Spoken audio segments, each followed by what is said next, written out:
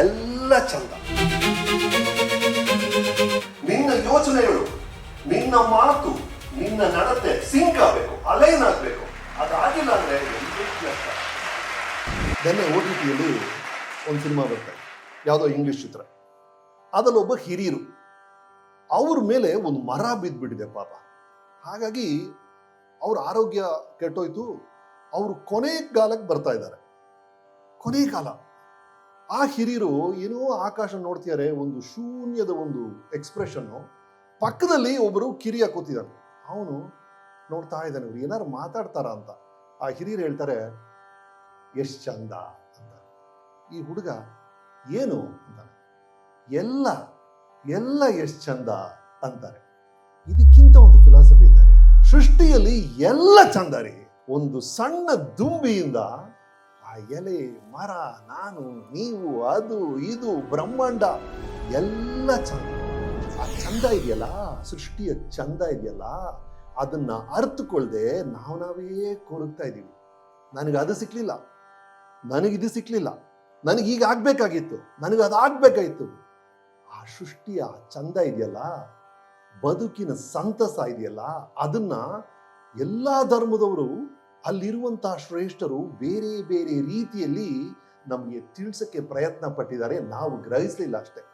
ಅದನ್ನ ಬಹಳ ಚಂದವಾಗಿ ಬದುಕು ಅಂದ್ರೆ ಏನು, ಅದರ ಸಂತಸ ಏನು ಅಂತ ನಮಗೆ ತಿಳಿಸ್ಕೊಟ್ಟವರು, ನಮ್ಮ ಭಾಷೆಯಲ್ಲಿ ತಿಳಿಸ್ಕೊಟ್ಟವರು, ಅದನ್ನ ಕುಣಿತದ ಮೂಲಕ ತಿಳಿಸ್ಕೊಟ್ಟವರು, ಅದನ್ನ ಹಾಡಿನ ಮೂಲಕ ತಿಳಿಸ್ಕೊಟ್ಟವರು. ಅದು ಎಂಥ ಹಾಡುಗಳು, ಎಂಥ ಮಧುರವಾದ ಹಾಡುಗಳಲ್ಲೂ ಕಿವಿಯಲ್ಲಿ ಎಳ್ನೀರು ಸುರಿಸ್ದಂಗೆ ಅಂತ ಅದ್ಭುತವಾದ ಗಾಯಗಳ ಮೂಲಕ ಬದುಕಿನ ಸಂತಸವನ್ನ ಹೇಳಿದವರೇ ಹರಿದಾಸರು. ಬದುಕಿನ ಸಂತಸನೇ ಸರ್ ಹರಿದಾಸ ಸಾಹಿತ್ಯ.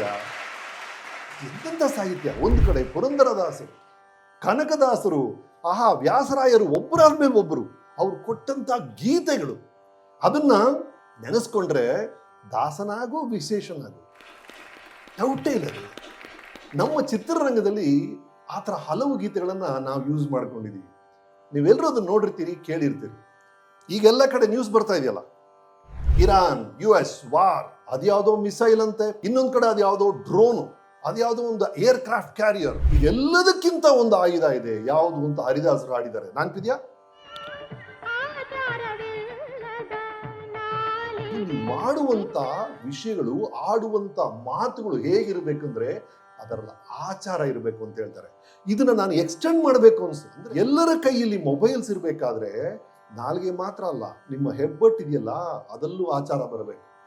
ನೀವು ಯಾವ ತರ ಪೋಸ್ಟ್ಗಳನ್ನ ನೋಡ್ತಾ ಇದ್ದೀರಾ, ಎಂಜಾಯ್ ಮಾಡ್ತಾ ಇದ್ದೀರಾ, ಯಾವ ತರ ಪೋಸ್ಟ್ಗಳನ್ನ ಫಾರ್ವರ್ಡ್ ಮಾಡ್ತಾ ಇದ್ದೀರಾ, 5 ನಿಮಿಷದಲ್ಲಿ ನಾಲ್ಗೆ ಒಂದು ಗ್ರೂಪ್ ಅನ್ನು ಅಟ್ಯಾಕ್ ಮಾಡುತ್ತೆ. ಈ ಪೋಸ್ಟ್ ಇದೆಯಲ್ಲ, ಅರ್ಧ ಪ್ರಪಂಚನ ಒಂದು 2 ಸೆಕೆಂಡಲ್ಲಿ ಇನ್ಸಲ್ಟ್ ಮಾಡ್ಬೋದು, ಅಂತ ಪವರ್ ಇದೆ. ಹಾಗಾಗಿ ಆಚಾರವಿಲ್ಲದ ಹೆಬ್ಬಟ್ಟು ಕೂಡ ಬಹಳ ಬಹಳ ಡೇಂಜರಸ್. ನಿನ್ನ ಯೋಚನೆಗಳು, ನಿನ್ನ ಮಾತು, ನಿನ್ನ ನಡತೆ ಸಿಂಕ್ ಆಗಬೇಕು, ಅಲೈನ್ ಆಗಬೇಕು. ಅದಾಗಿಲ್ಲ ಅಂದ್ರೆ ಎಲ್ಲವೂ ವ್ಯರ್ಥ ಅಂತ ಹರಿದಾಸರು ಹೇಳಿದ್ರು ಅಲ್ವಾ? ಎಲ್ಲ ಗೀತೆಗಳ ಸಾರಾಂಶ ಹೋಗ್ತಾ ಇದ್ರೆ ಎಂತೆಂಥ ವಿಷಯಗಳಿದೆ, ಎಲ್ಲ ಆತ್ಮೋದ್ಧಾರಣೆ ಅಷ್ಟೇ ಹರಿದಾಸ ಗೀತೆಗಳ ಸಾರಾಂಶ. ಎಂತೆಂಥ ಹಾಡುಗಳು. ಇನ್ನೊಂದು ಹಾಡಿತ್ತು ನಮ್ಮ ಸಿನಿಮಾದಲ್ಲಿ, ಇದು ಯಾರಿಗೆ ನೆನಪಾಗುತ್ತೆ ಹೇಳಿ? ಈ ಹಾಡು ನನಗೆ ಅಮೆರಿಕಾಗ ಹೋದಾಗ ನೆನಪಾಯ್ತ್ರಿ, ಆಸ್ಟ್ರೇಲಿಯಾ ಹೋದಾಗ ನೆನಪಾಯ್ತ್ರಿ, UK ಹೋದಾಗ ನೆನಪಾಯ್ತ್ರಿ. ಕಾರಣ ಏನು ಅಂದ್ರೆ, ನಾನು ಅಮೆರಿಕ ಹೋದಾಗ ಕುಲ ಕುಲ ಕುಲವೆಂದು ಹೊಡೆದಾಡದಿರಿ, ನಿಮ್ಮ ಕುಲದ ನೆಲೆಯನೇನಾದರೂ ಬಲ್ಲಿ. ಅಮೆರಿಕಾದಲ್ಲಿ ಬ್ಲ್ಯಾಕ್ ಲೈಫ್ಸ್ ಮ್ಯಾಟರ್ ಅಂತ ಗಲಾಟೆ ನಡೀತಾ ಇತ್ತು. ಆಸ್ಟ್ರೇಲಿಯಾ ಹೋದಾಗ ಅಲ್ಲಿ ಏನೋ ಗಲಾಟೆ, ಲಂಡನ್ ಅಲ್ಲಿ ಇನ್ನೇನೋ ಗಲಾಟೆ. ಎಲ್ಲದರ ಬೇಸೇನು? ಕುಲ ಕುಲ ಕುಲವೆಂದು ಹೊಡೆದಾಡದಿರಿ. ಅಷ್ಟೇ. ಅದು ಏನು 500 ವರ್ಷದಿಂದ ಅವ್ರು ಹಾಡಿರ್ಬೋದಾರೆ. ಈಗ ಜೀನ್ಸ್ ಹಾಕೊಂಡು, ಸ್ನೀಕರ್ ಹಾಕೊಂಡು ಅದೇ ಪ್ರಾಬ್ಲಮ್ ಮುಂದುವರಿಯುತ್ತೆ. 1000 ವರ್ಷ ಆದ್ಮೇಲೆ ಆ ಪ್ರಾಬ್ಲಮ್ ಮುಂದುವರಿಯುತ್ತೆ. Because it's human nature. ಅದನ್ನ ತಿದ್ಕೊಳ್ರಪ್ಪ ಅಂತಾನೆ ಹೇಳಿದ್ದು ಅವರೆಲ್ಲ. ಏನ್ ಹೇಳ್ತೀವಿ, ನಾವು ನಮ್ಮವರು ಅನ್ನೋದು ಅದು ಸ್ವಾಭಾವಿಕ ರೀ. ನನಗೆ ಈ ಟೀಮ್ ಇಷ್ಟ, ಸೊ ಆ ಜರ್ಸಿ ಹಾಕೊಳ್ತೀನಿ, ಇದು ನನ್ನ ಟೀಮು, ನಿನ್ ಟೀಮು, ಅದೆಲ್ಲ ಓಕೆ. ಅದು ನಮ್ಮತನ ಅಂತ ಇರುವವರೆಗೂ ಅದು ಓಕೆ. ಅದು ಇನ್ನೊಂದು ಗುಂಪನ್ನ ನೀವು ದ್ವೇಷಿಸಿದಾಗ, ಅದನ್ನ ದೂರ ಮಾಡಿದಾಗ ಇಟ್ ಬಿಕಮ್ಸ್ ಅ ಪ್ರಾಬ್ಲಮ್. ಅದನ್ನೇ ಕನಕದಾಸರು ಹೇಳಿದ್ದು, ಕುಲ ಕುಲ ಅಂತ ಓಡಾಡ್ಬೇಡ್ರಪ್ಪ ನೀವು. ಯಾವುದು ಕುಲ? ನೀವು ನಿಮ್ಮ ಕುಲನ ನಿಮ್ಮ ಐಡೆಂಟಿಟಿ ಇಟ್ಕೊಂಡ್ರೆ, ಅದು ಏನೇ ಐಡೆಂಟಿಫಿಕೇಶನ್ ಇರಲಿ, ಯಾವುದೇ ಗ್ರೂಪ್ ಇರಲಿ, ಅದು ಬೇರೆ ಯಾರದೋ ಸೈಟಲ್ಲಿ ನೀವು ಮನೆ ಕಟ್ಟಿದಾಗೆ ಅದು ನಿಮ್ಮ ಸೈಟ್ ಆಗೋದೇ ಇಲ್ಲ. ನಿಮ್ಮ ಸೈಟಲ್ಲಿ ನೀವು ಮನೆ ಕಟ್ಟಬೇಕು. ಸೊ ನಿಮ್ಮ ಸೈಟ್ ಯಾವುದು, ನಿಜವಾದ ನಿಮ್ಮ ಕುಲ ಯಾವುದು? ಅದನ್ನ ಹರಿದಾಸರ ಗೀತೆನ ನಾನು ಓದಿದ್ರೆ ಅವರೇ ಹೇಳ್ತಾರೆ, ಸನ್ನಡತೆ ಒಂದೇ ನಿಜವಾದ ಕುಲ, ಮಾನವೀಯತೆ ಒಂದೇ ನಿಜವಾದ ಕುಲ. ಮಾನವೀಯತೆ, ಸನ್ನಡತೆ, ಆ ಕುಲ ಇದ್ರೆ ಸೈಟ್ ನಿಂದು ಮನೆ ಕಟ್ಕೋಬಹುದು ಅಂತ. ಆದ್ರೆ ಇನ್ನು ಅದೇ ಪಿಕ್ಚರು ಕನಕದಾಸರ ಫಿಲ್ಮಲ್ಲಿ ಇನ್ನೊಂದು ಹಾಡಿದೆ, ನೀವು ಮರೆಯಕ್ಕಾಗಲ್ಲ. ಅಣ್ಣವರು ಅವರ ಫಿಸಿಕ್ಕು, ಆ ಚಾವಟಿ ಸೌಂಡು, ದೇವಾ ಅಂತ ಕೂಗ್ತಾರೆ. ಆ ಹಾಡು ನೆನಪಿದೆಯಾ ನಿಮಗೆ?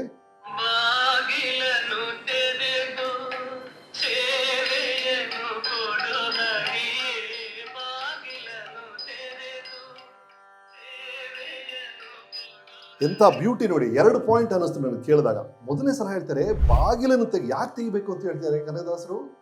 ನಾನು ಸೇವೆ ಮಾಡ್ಬೇಕಂತ ಅಷ್ಟೇ. ಆ ಸೇವೆ ಇದೆಯಲ್ಲ, ಅದೇ ಬೀಗದ ಕೈ ರೀ. ಆ ಬೀಗದ ಕೈ ಇಟ್ಬಿಟ್ರೆ ಎಲ್ಲಾ ಬಾಗಿಲು ನಿಮ್ಗೆ ತೆಗೆದು ಬಿಡುತ್ತೆ. ಟ್ಯಾಗೋರ್ ಬ್ಯೂಟಿಫುಲ್ ಆಗಿ ಹೇಳ್ತಾರೆ, I slept and dreamed that life was joy. I woke up and saw life is service. Then I realized service is joy ಅಂತ. ಸೇವೆಗಿಂತ ಒಂದು ದೊಡ್ಡ ಬೀಗದ ಕೈ ಇಲ್ವೇ ಇಲ್ಲ, ಎಲ್ಲಾ ಬಾಗಿಲನ್ನು ತೆಗೆಯುತ್ತೆ ಅನ್ನೋದೇ ಅದರ ಸಾರಾಂಶ.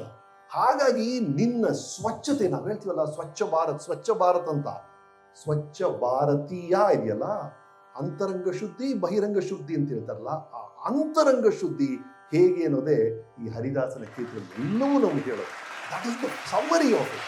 ಈ ತರ ಒಂದೊಂದು ಹಾಡುಗಳು, ಆಮೇಲೆ ಜಗದೋದ್ಧಾರ ಅಂತ ಒಂದು ಹಾಡುಗಳು ಆಡಿಸಿದಲ್ಲಿ ಯಶೋದೆ ಆ ಮಗು ಹೆಂಗ್ ಆಡ್ಸಿದ್ದು, ಎಷ್ಟು ಪ್ರೀತಿಯಿಂದ ಆಡ್ಸೋದು. That's a beauty. ಅಂದ್ರೆ ಜಗದೋದ್ಧಾರ ಅಂತ ಗೊತ್ತಿಲ್ಲದೆ ಯಶೋಧ ಲಾಲಿಸಿದ್ಲು ಅಂತ ಹೇಳ್ತಾರಲ್ಲ, ಆ ಪಾಯಿಂಟ್ ನೋಡಿ. ಒಂದು ಮಗುವನ್ನ ಬರೀ ಯಶೋದೆ ಮಾತ್ರ, ನೀವು ನಿಮ್ಮ ಮಗುನ ಹೇಗೆ ಆಡ್ಸಿದ್ರಿ, ಆ ಪ್ರೀತಿ ಇತ್ತಲ್ಲ, ಆ ಪ್ರೀತಿ, ಆ ಅಫೆಕ್ಷನ್ ಒಂದ್ ಕಡೆ, ಇನ್ನೊಂದ್ ಕಡೆ ಅಟೆನ್ಷನ್ ಇತ್ತಲ್ಲ, ಗಮನ ಇತ್ತಲ್ಲ. ಅದೇ ರೀ, ನೀವು ಯಾವುದೇ ಕೆಲಸವನ್ನ ಮಾಡಿ, ಆ ಅಟೆನ್ಷನ್ ಪ್ಲಸ್ ಅಫೆಕ್ಷನ್, ಪ್ರೀತಿಯ ಗಮನ, ಬರೀ ಗಮನ ಅಲ್ಲ, ಪ್ರೀತಿ ಜೊತೆ ಗಮನ, ನಿಮ್ಮ ಮಗುವನ್ನ ನೀವು ನೋಡ್ಕೋಬೇಕಾದ್ರೆ, ಲಾಲಿಸ್ಬೇಕಾದ್ರೆ ಇರುತ್ತಲ್ಲ, ಅದು ಇದ್ರೆ ನೀವು ಯಾವ ಕೆಲಸವನ್ನು ಮಾಡಿದ್ರೂ ಅದು ಜಗದೋದ್ಧಾರ ಅಷ್ಟು ದೊಡ್ಡದಾಗ್ಬಿಡುತ್ತೆ, ಅಷ್ಟು ನೀವು ಫಲಿತಾಂಶ ಸಿಗುತ್ತೆ ಅಂತ ನನಗನ್ನಿಸ್ತಾ ಇದೆ. I think my interpretation is attention with affection. ನೀವು ಏನ್ ಬೇಕಾದ್ರೆ ಮಾಡ್ರಿ, ಜಗದೋದ್ಧಾರ ನಿಮ್ಗೆ ಸಿಕ್ಬಿಡ್ತಾನೆ ನಿಮ್ಮ ಕೆಲಸದಲ್ಲಿ. ಏನ್ ಕೆಲಸ ಮಾಡಿದ್ರು ಸರಿ. ಅದೆಲ್ಲದಕ್ಕಿಂತ ಬೆಸ್ಟ್ ಸಾಂಗು, ಬಹಳ ಬಹಳ ಹಾಸ್ಯದ ಜೊತೆ ನಾವೆಲ್ಲರೂ ಎಂಜಾಯ್ ಮಾಡಿದಂತ ಹರಿದಾಸರ ಗೀತೆ ಅಂದ್ರೆ ಇದು ನಮ್ಮೆಲ್ಲ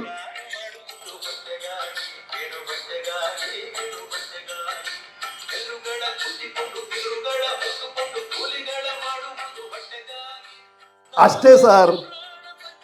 ನಾನು ಮೇಕಪ್ ಹಾಕೊಂಡು ಅಲ್ಲಿ ಡ್ಯಾನ್ಸ್ ಮಾಡೋದು ಹೊಟ್ಟೆಗಾಗಿ, ಗೇಣು ಬಟ್ಟೆಗಾಗಿ. ಅಲ್ಲಿ ರಾಜಕಾರಣಿರು ಕೊಡ್ತಾರಲ್ಲ, ನನಗೆ ಓಟ್ ಹಾಕಿ ನಾನು ಚಂದ್ರಮಂಡಲಿ ಒಂದು ಸೈಟ್ ಕೊಡ್ತೀನಿ ಅಂತ, ಅವರೂ ಮಾಡ್ತಿರೋದು ಹೊಟ್ಟೆಗಾಗಿ ಬಟ್ಟೆಗಾಗಿ. ಈ ಸಾಫ್ಟ್ವೇರ್ ಎಲಾನ್ ಮಸ್ಕ್, ಸ್ಯಾಮ್ ಆಲ್ಟ್ಮನ್ ಅವರೆಲ್ಲ ಇದೆಲ್ಲ ಮಾಡ್ತಾರಲ್ಲ, ಅವ್ರು ಮಾಡ್ತಿರೋದು ಹೊಟ್ಟೆಗಾಗಿ ಬಟ್ಟೆಗಾಗಿ. ಹೋಟೆಲ್ಸು, ಹಾಸ್ಪಿಟಲ್ಸು, ಡಾಕ್ಟರ್ಸು, ಡಾಕ್ಟರೇಟ್ಸು ಎಲ್ಲರೂ ಕೆಲಸ ಮಾಡ್ತಿರೋದು ಅದಕ್ಕೆ. ಫೈನಲಿ ನಾವೆಲ್ಲರೂ ಸರ್, ಇಲ್ಲಿರುವಂಥ ಪ್ರತಿಯೊಬ್ಬರು ನಾವೆಲ್ಲರೂ ನಮ್ಮ ಸರ್ಕಸ್ ನಾವು ಮಾಡ್ತಾ ಇರೋದು ಹೊಟ್ಟೆಗಾಗಿ, ಗೇಣು ಬಟ್ಟೆಗಾಗಿ ಬದುಕ್ತಾ ಇದೀವಿ ಅಷ್ಟೇ ಸರ್. ಬದುಕಕ್ಕೆ ಪ್ರಯತ್ನ ಪಡ್ತಿದ್ವಿ ಎಲ್ಲರೂ ಬದುಕಕ್ಕೆ ಪ್ರಯತ್ನ ಪಡ್ಬೇಕಾದ್ರೆ ಈ ಬದುಕನ್ನ ಒಂದು ಒಳ್ಳೆ ರೀತಿಯಲ್ಲಿ, ಒಳ್ಳೆ ಮಾತಿನ ಜೊತೆ, ಒಳ್ಳೆ ಸಂಬಂಧಗಳನ್ನ ಇಟ್ಕೊಂಡು ಒಳ್ಳೆ ರೀತಿಯಲ್ಲಿ ಜೀವಿಸೋದು ಹೇಗೆ ಅಂತ ತೋರಿಸುವಂತ ಸಾಹಿತ್ಯನೇ ಈ ಹರಿದಾಸರ ಸಾಹಿತ್ಯ. ಹಾಗಾಗಿ ಆ ಒಳ್ಳೆ ಬದುಕಿನ ಕಡೆ ನಡೆಯಕ್ಕೆ ಒಂದು ದಿಕ್ಸೂಚಿಯಾಗಿ ಹರಿದಾಸರು, ಪುರಂದರದಾಸರು, ನಮ್ಮ ಕನಕದಾಸರು, ವ್ಯಾಸರಾಯರು ಎಲ್ಲರೂ, ಅದಾದ್ಮೇಲೆ ಆ ಸಂಗೀತ ಪರಂಪರೆಯನ್ನ ಮುಂದುವರಿಸ್ಕೊಂಡು ಹೋದಂತಹ ಹಿರಿಯರು, ಆ ಸಾಹಿತಿಗಳು, ಆ ಭಜನೆ ಕೂಟಗಳು, ಆ ಹೆಣ್ಮಕ್ಳು, ನಿಮ್ಮಂತ ಭಕ್ತಾದಿಗಳು, ಇಂತಹ ಸಂಸ್ಥೆಗಳು 25 ವರ್ಷಗಳು ಈ ಹರಿದಾಸ ಸಂಪದ ಟ್ರಸ್ಟ್ ನಡೆಯುತ್ತೆ ಅಂದ್ರೆ ಸರ್, ನೀವು ಮೆಟ್ರೋ ನೋಡ್ತಿರ್ತಾರಲ್ಲ, ಎಲ್ಲರೂ ಇನ್ಸ್ಟಾಗ್ರಾಮ್ ಹಿಂಗ್ ಹೋಗ್ತಿರ್ತಾರಲ್ಲ, ಏನ್ ಕೇಳಿ, ಅವ್ರು ಒಂದು ರೀಲ್ ಮೇಲೆ 10 ಸೆಕೆಂಡ್ ಮೇಲೆ ಗಮನ ಕೊಡೋಕ್ಕಾಗ್ತಿಲ್ಲ ಜನಕ್ಕೆ. ಜನರ ಅಟೆನ್ಷನ್ ಒಂದು ಅಷ್ಟು ಫಾಸ್ಟ್ ಆಗಿದೆ, ಅಷ್ಟು ವೀಕ್ ಆಗಿದೆ. ಆ ತರ ಇರ್ಬೇಕಾದ್ರೆ 25 ವರ್ಷ ಒಂದು ಸಂಸ್ಥೆ ನಿಮ್ಮ ಗಮನವನ್ನ ಸೆಳೆದಿದೆ, ಆ ಸೇವೆ ಸಲ್ಲಿಸಿದೆ ಅಂದ್ರೆ ಅವರ ಕೊಡುಗೆ ಅಪಾರ ಅಂತ. 25 ವರ್ಷ ಇವರ ಕೊಡುಗೆ ಅಂದ್ರೆ 500 ವರ್ಷಗಳು ಹರಿದಾಸ ಸಾಹಿತ್ಯ ಉಳಿದಿದೆ, ನಮ್ಮನ್ನ ಗೆದ್ದಿದೆ ಅಂದ್ರೆ ಅದರ ಪವರ್ ಎಷ್ಟಿದೆ ನೋಡಿ. ಹಾಗಾಗಿ ಈ ಹರಿದಾಸ ಸಾಹಿತ್ಯ ಅನ್ನೋದು ಅದು ಕನ್ನಡಿ ರೀ, ನಮ್ಮ ಸಂಸ್ಕೃತಿಯ ಕನ್ನಡಿ. ಅದು ಬಾವುಟ, ನಮ್ಮ ಸಂಸ್ಕಾರದ ಬಾವುಟ. ಅದು ನಮ್ಮ ಸೊತ್ತು, ನಮ್ಮ ಆಸ್ತಿ. ಅದನ್ನ ಸಂಭ್ರಮಿಸುತ್ತಿರುವಂತಹ ಈ ಸಂಸ್ಥೆಗೆ, ಇಲ್ಲಿ ಸೇರಿರುವಂತಹ ನಿಮ್ಮೆಲ್ಲರಿಗೂ ಮತ್ತೊಮ್ಮೆ ನನ್ನ ನಮನಗಳು. ಧನ್ಯವಾದ. ರಮೇಶ್ ಅವರು ಬಂದಿದ್ದಾರೆ. ಸಾಮಾನ್ಯವಾಗಿ ನಟರು ಅಂದರೆ ಬರ್ಕೊಟ್ಟಿದ್ದನ್ನು ಓದ್ತಾರೆ ಅಷ್ಟೇ, ಆದರೆ ಹೇಳಿದ್ದನ್ನು ಬರ್ಕೊಳ್ಬಹುದು ಅಂತ ಮಾತಾಡ್ಲಿಕ್ಕೆ ಎಲ್ರಿಗೂ ಬರೋದಿಲ್ಲ. ಅದು ಅದು ಸಂಸ್ಕಾರ ಇದೆ. ನನಗೆ ಬಹಳ ಖುಷಿ ಆಗುತ್ತೆ. ವೀಕೆಂಡ್ ವಿತ್ ರಮೇಶ್ ಅಂತ ಹೇಳಿದ್ರಲ್ಲ, ಡೇ ಎಂಡ್ ವಿತ್ ರಮೇಶ್ ಆಗಿದೆ. ನಮ್ಮ ರಮೇಶ್ ಅವರು ಬಹಳ ಸುಂದರವಾದ ಮಾತುಗಳನ್ನು ಆಡಿದ್ರು. ಅವರು ಆ ಹಾಡನ್ನು ಹಾಡಿದ್ದನ್ನು ಮಧುರವಾಗಿ ಹಾಡಿದ ಆ ಕೃತಿಗಳನ್ನು, ದೇವರ ನಾಮಗಳನ್ನು ಕೇಳಿಸಿ ಅದರ ಹಿನ್ನೆಲೆಯಲ್ಲಿರ್ತಕ್ಕಂಥ ತತ್ವವನ್ನು ಬಹಳ ಚೆನ್ನಾಗಿ ಹೇಳಿದರು.